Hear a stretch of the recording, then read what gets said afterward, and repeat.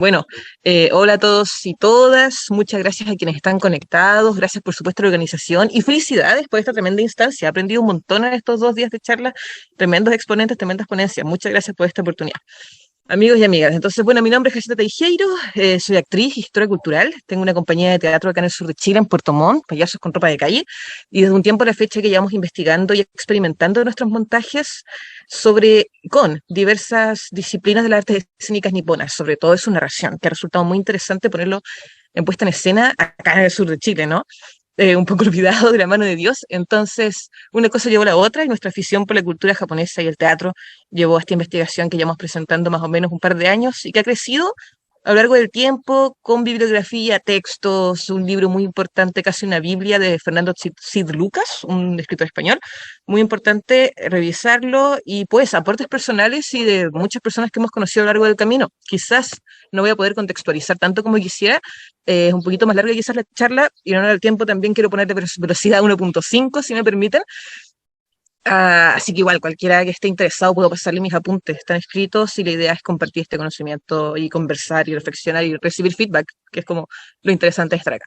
Así que, amigos y amigas, comenzamos diciendo que probablemente uno de los primeros nexos que podemos encontrar, porque ya el teatro japonés de por sí es fascinante por sí solo, ¿no? En sus diferentes variantes, con sus diferentes géneros, pero poner enfoque de género, valga la redundancia, es completamente increíble porque desconocemos un poco sobre concretamente el rol femenino en todas estas expresiones.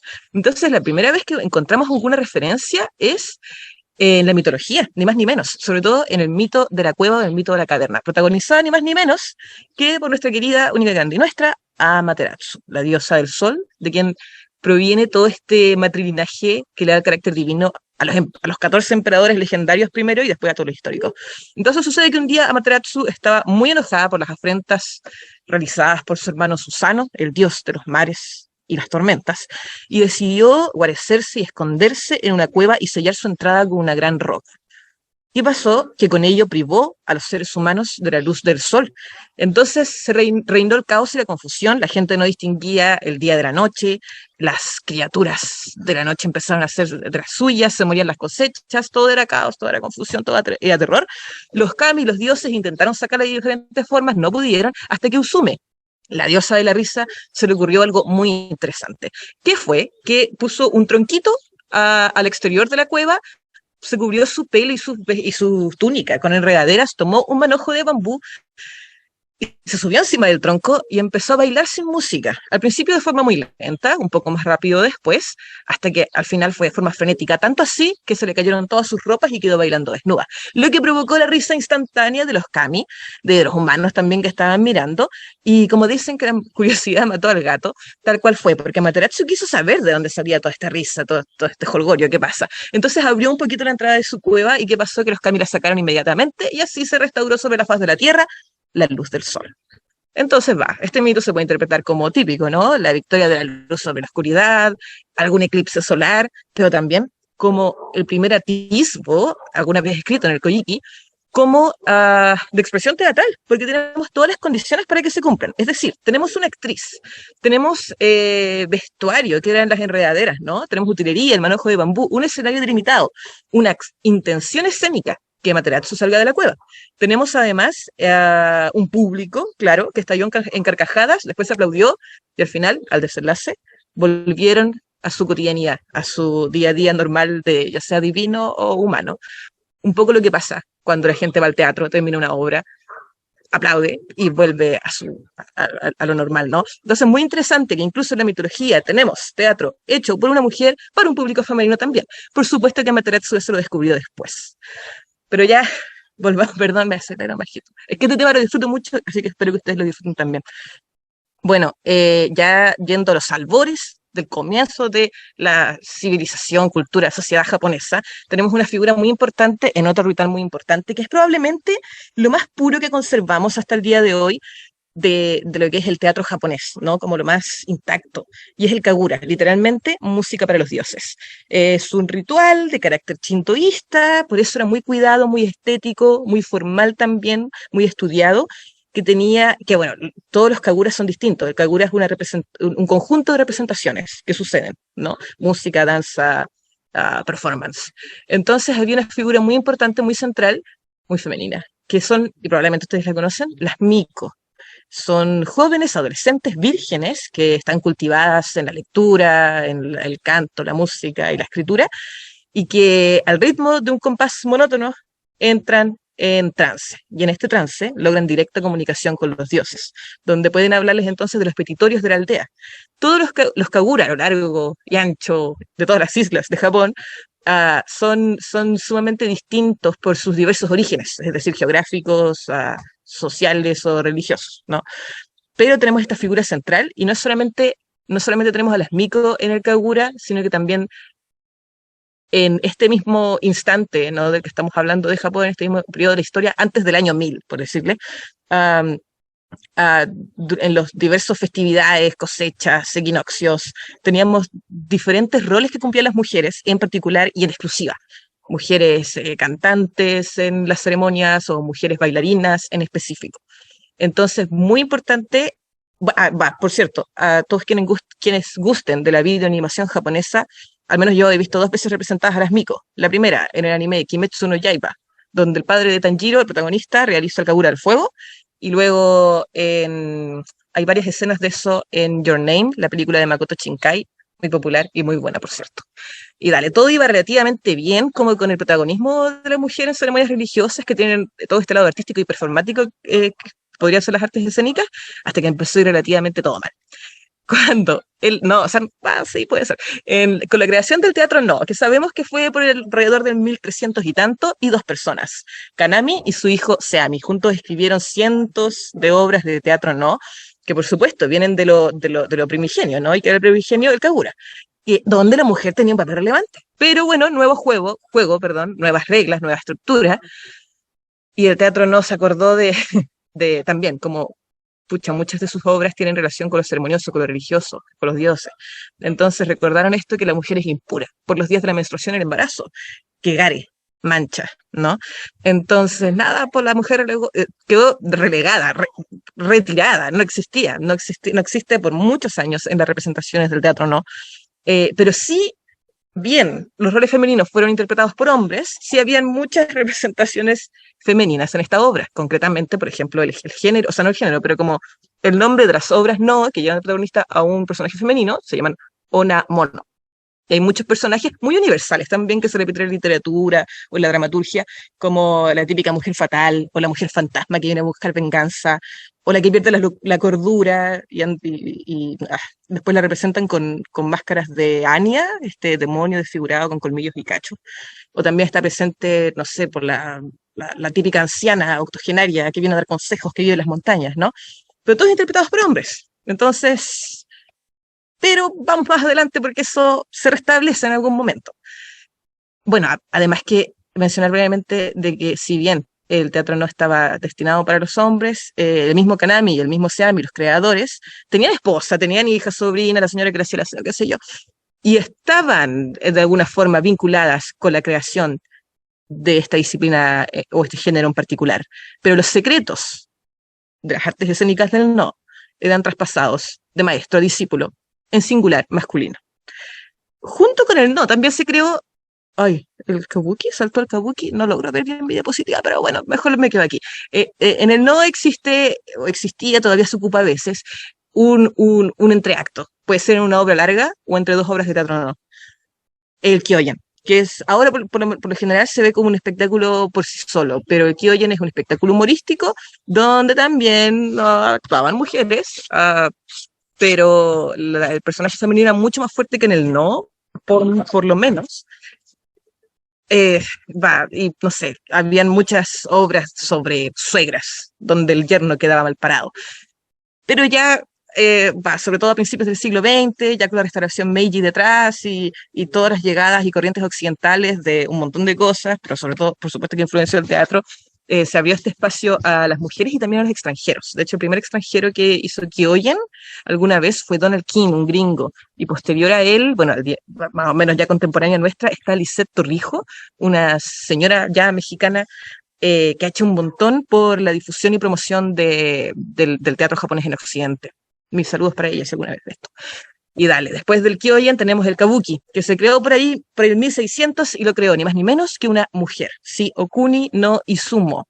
Ella tenía su compañía de teatro junto a su esposo y unos amigos a las orillas del río Kamo, en Kioto, donde ahora, como pueden ver a la izquierda, tiene una estatua. Dale, entonces sucede que el Kabuki vino a ser todo esto rupturista, antiestético, que necesitaba el pueblo, ¿no? Frente al pacato, que era el no. Entonces mezclaba piezas de teatro no con teatro kyogen y con circo. No sé, malabaristas o funambulistas, estos que andan en la cuerda floja. Okuni logró ver, mientras vivía, compañías exclusivas de mujeres que se dedicaban al teatro kabuki. Fue increíble.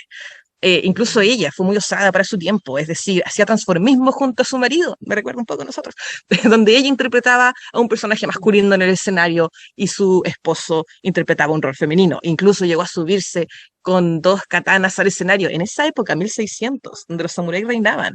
Eh, se subió al escenario interpretando y parodiando un samurái.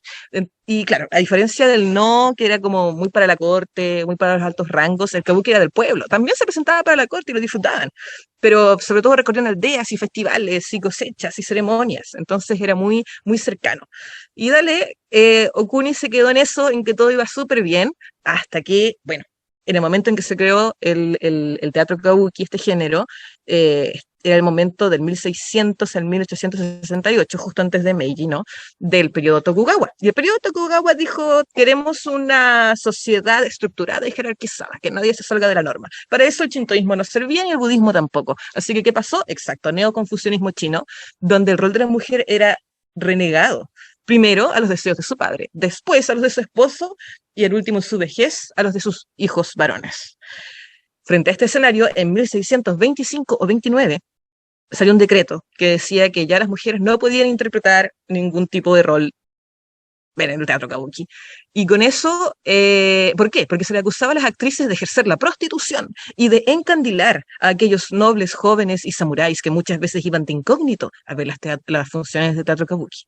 Entonces, no, prohibido, y se creó la figura del wakashu kabuki, que eran adolescentes como de 14 a 17 años, que interpretaban los roles femeninos. Pero esto duró solamente hasta 1652, porque después apareció un decreto que los acusaba de exactamente lo mismo que a las actrices. Y entonces tenemos una figura que es muy conocida, muy simbólica, muy afín del teatro kabuki hasta nuestros días, que es la figura del Onagata. Hay muchas anécdotas, muchos recuerdos que contar al respecto, porque lo ejercen hombres maduros de entre 20 a 35 años, donde llevan más allá la interpretación a un método increíble, donde tú claramente no puedes percibir ni un ápice de transformismo o travestismo. Ellos son mujeres, escapa más allá de la norma, su estudio es prolijo a ese nivel. Varias cosas pequeñas, como que Mishima Yukio, ¿no? El gran escritor, discípulo del maestro Yasunari Kawabata, primer premio Nobel de Literatura de Japón, escribió incluso obras de teatro kabuki, escribió un ensayo sobre varios amigos que tenía, onagatas, y uno en particular dijo una vez, allá por los años 70, 80, algo así como, ¿para qué queremos mujeres en el escenario? No hay ninguna otra mujer, no hay ninguna mujer que sea tan femenina como yo en todo Japón. Y bueno, ese era más o menos. Pero bueno, también la mujer logró reivindicar su rol en el teatro kabuki después ya con la era Meiji, ¿no? Brevemente, tenemos el Yoruri, que en realidad se llama Bunraku, pero popularmente se le conoce como Yoruri, teatro de marionetas, donde también hubo, sobre todo al mismo tiempo del teatro kabuki, hubo muchas compañías de mujeres, sobre todo en Osaka, cuna de las marionetas en Japón, es increíble. Titiriteros y titiriteras, por supuesto, pero quiero saltarme esta parte un poco, puedo andar un poco más en ello más adelante, pero vamos. Akbar, por favor, ¿puedes ir para allá? Bien, entonces llegamos a... Ay, no puedo verlo. A Sada Yako, creo que también me la voy a saltar. Gran actriz, gran exponente del siglo XX, hizo un montón de cosas, interpretaba roles fantásticos entre lo tradicional japonés a lo occidental, hizo grandes giras por muchos países, por toda Europa, Estados Unidos. No se achicaba en las conversaciones sobre política, geopolítica o economía que tenía en relación con círculos de poder, ¿no? Sobre todo masculinos. Una grande. Después volvió a Japón, estuvo casada con directores de compañías muy importantes, hizo increíbles roles en el teatro, muy reconocida hasta el día de hoy, y después hizo una escuelita de teatro como para niños vulnerables y los adoptables, daba regalos para Navidad, una grande, pero no voy a Vamos, sigamos. Entonces, siglo XX, ya pasamos al siglo XX. En fin, en 1868 se sucedió esto de la restauración Meiji, ¿cierto? Y Japón se abrió al mundo, salió de esos ostracismo, empezó a comercializar un poco la fuerza por Estados Unidos, siempre Estados Unidos, por supuesto, y se abrió llegar a las nuevas corrientes de cómo hacer teatro, las formas occidentales. El chimpa, o nuevo teatro, fue la forma en la que se conoció esta nueva corriente, un poco de expresionismo, un poco de contemporáneo, un poco de todo. Se realizaron y formaron compañías amateurs, porque de momento la tradición o lo estructurado o lo que se sabía era que herencias de actores o dramaturgos su rol por generación en generación. Ahora no, gente que leía Chekhov, ciudadano de a pie, que leyó Hamlet, se juntaban y hacían teatro. Fue maravilloso.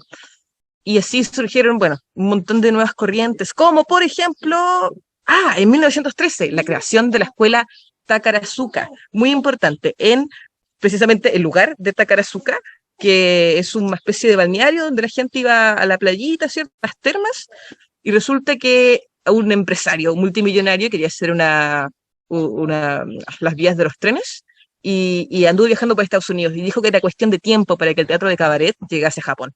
¿Qué pasó entonces? Formó esta escuela que originalmente quería enseñarles como las artes escénicas a las niñas exclusivamente y junto con economía doméstica, aprender a bordar y ese tipo de cosas. Pero ¿qué pasó?